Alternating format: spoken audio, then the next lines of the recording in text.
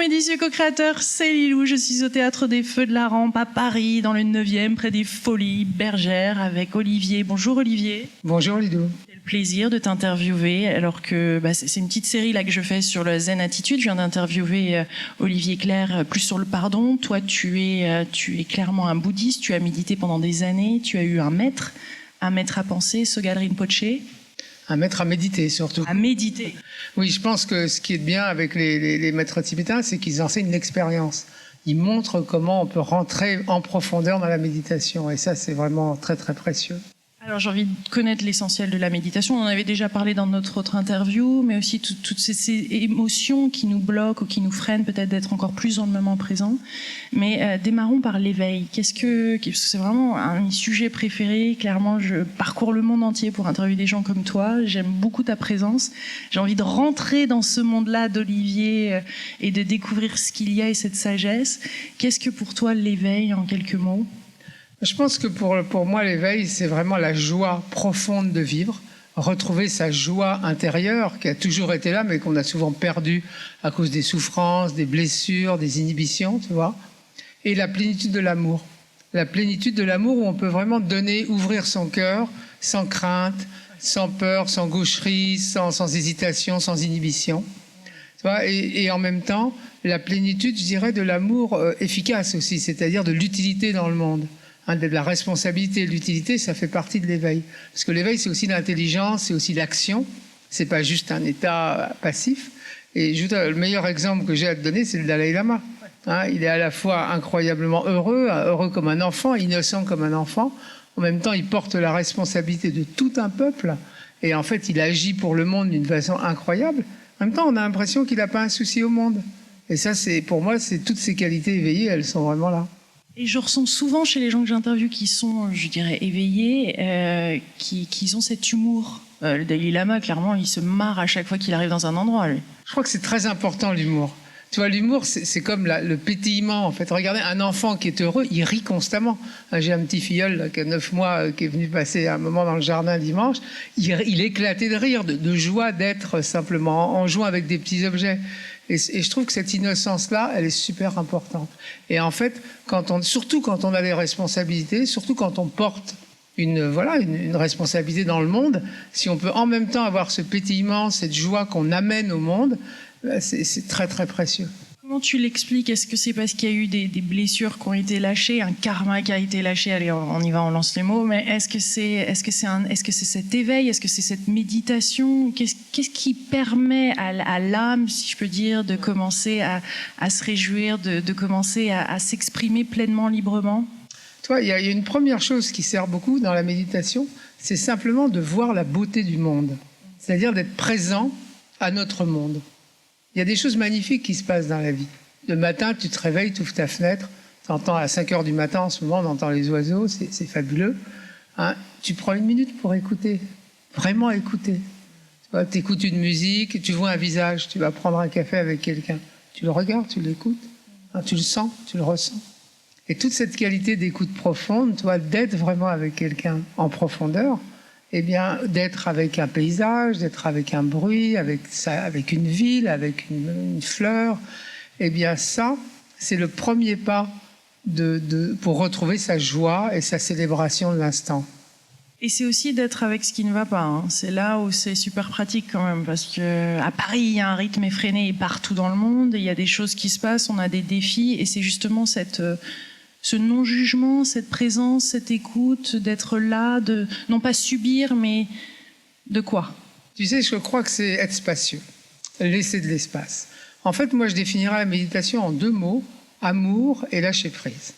Et le lâcher-prise, c'est lâcher tous les schémas mentaux qui nous oppriment, qui nous disent, tous ces schémas, toutes ces ruminations qui tournent dans notre tête, ces angoisses du futur, ces regrets du passé, ces jugements qu'on a sur soi-même, tout ce poids de finalement ce disque très très nauséabond qu'on se repasse sans cesse dans sa tête, tu vois, et ça, en fait, on va le lâcher.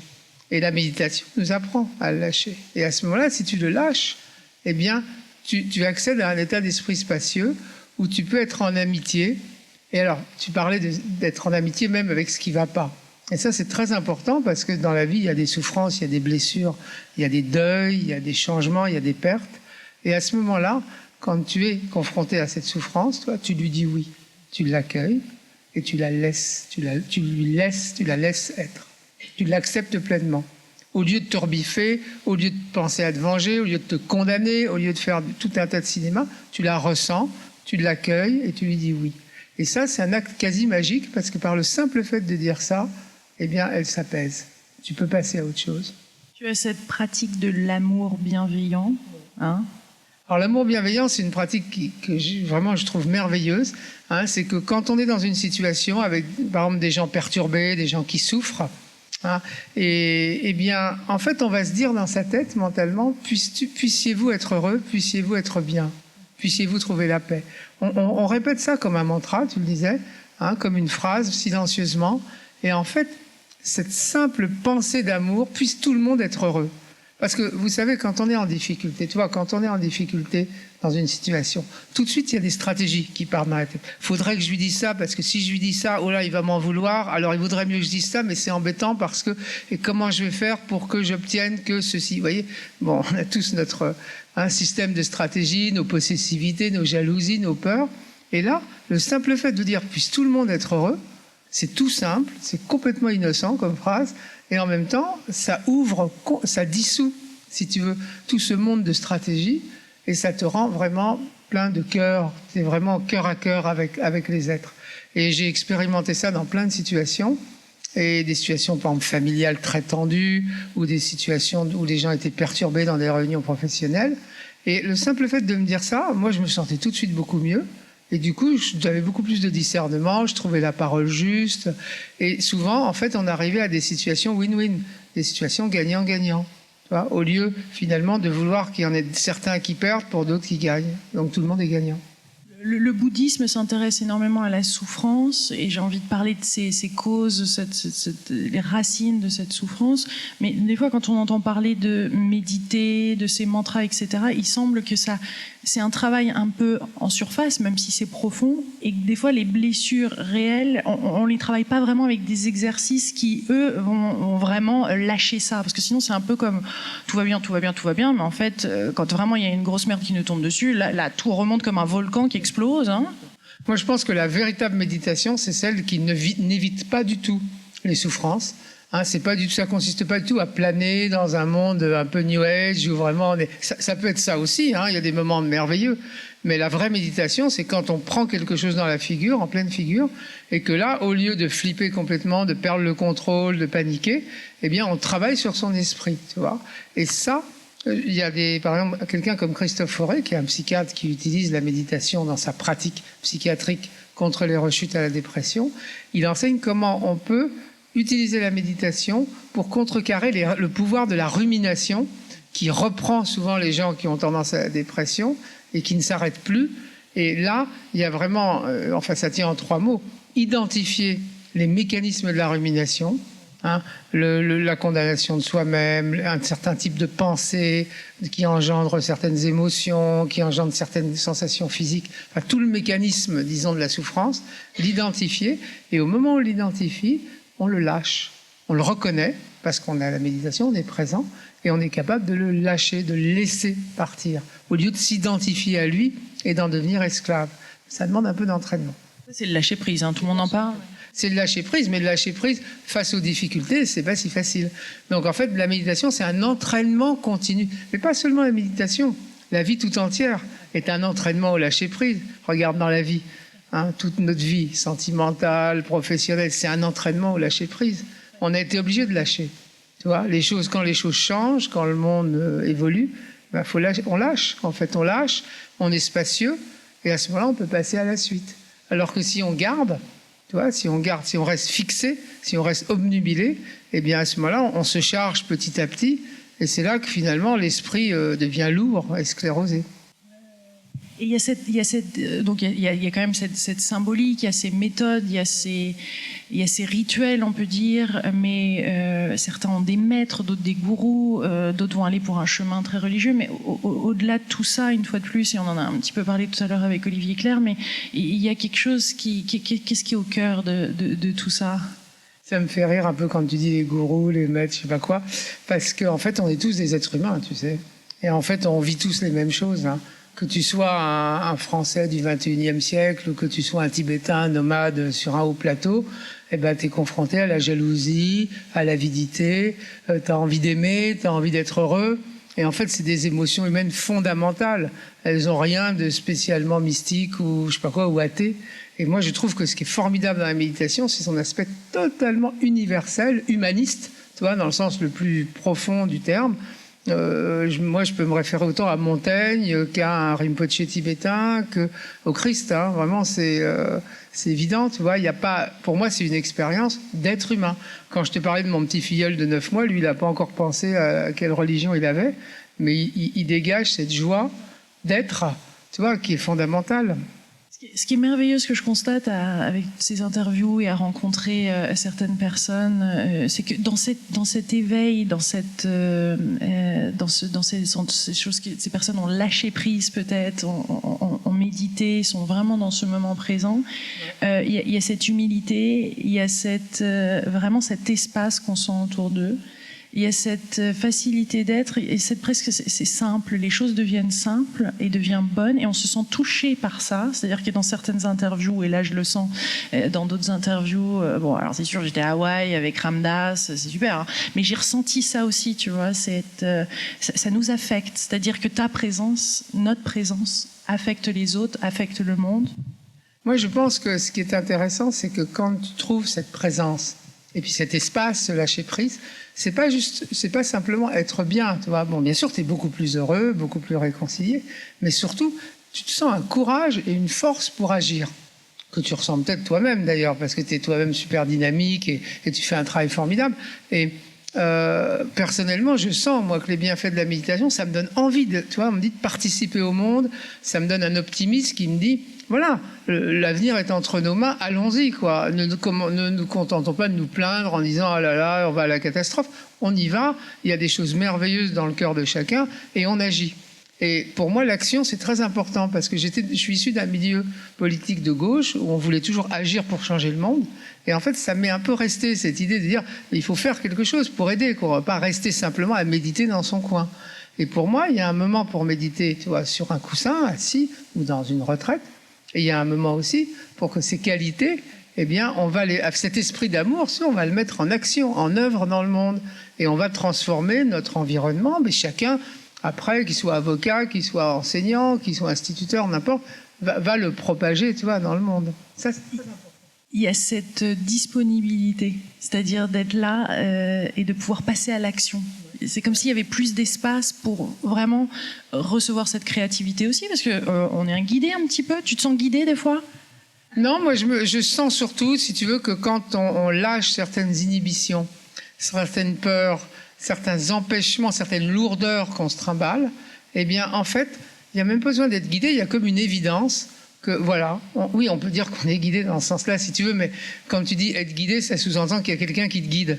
Tu vois, et moi, j'ai pas tellement cette vision dualiste, je suis guidé par quelqu'un là-haut. C'est plutôt que simplement, il y a l'univers qui naturellement te sourit, en fait. Et la voie devient évidente, tu vois. T'as pas forcément besoin de combiner des stratégies vachement compliquées. En fait, naturellement, l'action juste naît de l'état d'esprit libre. Et la méditation, donc, te permet de trouver ça. Tu décides de faire quelque chose plutôt qu'une autre. Comment ça se passe il y a des choses qui viennent à toi, je suppose. Il y a plein de propositions, il y a plein de chemins différents. Et puis tu as des défis. Comment tu fais tes choix dans ce bouquet de choix? Tu me demandes si j'ai plein de propositions, c'est ça? Tu coquines-nous. Je taquine, je la taquine. Célibataire, Olivier parce qu'on peut faire une petite annonce sur YouTube. Moi, je l'ai fait. J'ai fait le coup d'ailleurs à Christine Michaud quand même hein, sur ma dernière vidéo en parlant de Christine. Mais ça m'est arrivé il y a un an de ça de dire voilà. On sait jamais, hein, ça peut faire, mais ça peut créer des connexions. Hein, mais t'as loupé ma dernière série d'interviews qui était sur la sexualité épanouie et le coup. Non, mais c'est pour ça que j'en parle. Plaisant. Non, je vis avec une compagne merveilleuse depuis 20 ans et tout est merveilleux. Mais la vie offre beaucoup de voies, de possibilités. Il y a plein de choses qui s'ouvrent en fait. Et moi, j'ai envie de dire, face à ça, lâcher prise. Lâcher prise des attentes, lâcher prise de la fascination. lâcher prise de la fébrilité. C'est-à-dire, est-ce que je vais réussir mon projet? Est-ce que je vais pas me faire doubler par quelqu'un d'autre? Est-ce qu'il y a d'autres gens sur le marché? Est-ce qu'il y a... Et ça, si vous voulez, toutes ces pensées deviennent en fait des véritables choses qui nous empêchent, quoi. Ça nous prend la tête. Hein, dans les gens qui sont, par exemple, dans des ingénieurs ou commerciaux, ils sont complètement souvent pris là-dedans. Et c'est pour ça que dans les entreprises, on fait souvent maintenant de la méditation. C'est pour que les gens trouvent un espace pour tout lâcher. Et quand tu lâches tout, quand toi, tu te recentres tranquillement, tu prends un moment, tu souffles, t'es bien, voilà. Et momentanément, c'est repos. Mais quand tu le dis là, c'est facile avec toi, tu vois, tu pourrais pas rester là. Moi, je veux bien méditer 2 heures avec toi si tu veux. On pourrait faire peut-être 30 secondes. Avec grand plaisir. Voilà, donc on prend un moment pour être bien ensemble, tout simplement. On fait 3 inspirations, tranquille. Quand on expire, on lâche tout. On lâche tout, on sent que tout se dissout. Toutes tes tensions physiques, toutes tes préoccupations mentales. Et on reste présent à l'instant, la magie de cet instant qui passe, qui est merveilleux, qui est toujours là.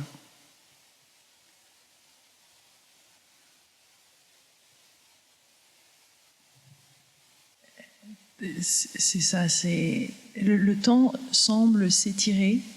Hein. Quel est ton rapport au temps? Le temps, en fait, il n'existe pas vraiment. C'est pareil que l'âge. L'âge n'existe pas, le temps n'existe pas. Tu me dis ça, mais là, t'es là, là il y a 16 minutes, non. Mais chaque minute peut durer. Hein. Regardez, il y a des moments qui nous paraissent très courts et qui sont extraordinaires, qui sont longs et inversement. Le temps, l'obsession du temps, je crois que c'est un des grands problèmes de notre société. Et moi, j'en fais partie parce que je sais que j'avais beaucoup tendance à regarder ma montre, à me dire, bon, à stratégiser à découper ma vie en petites sections temporelles. Et en fait, j'ai rencontré un ami très spirituel qui, lui, m'a dit ça, le temps n'existe pas. Et évidemment, c'est une façon de parler.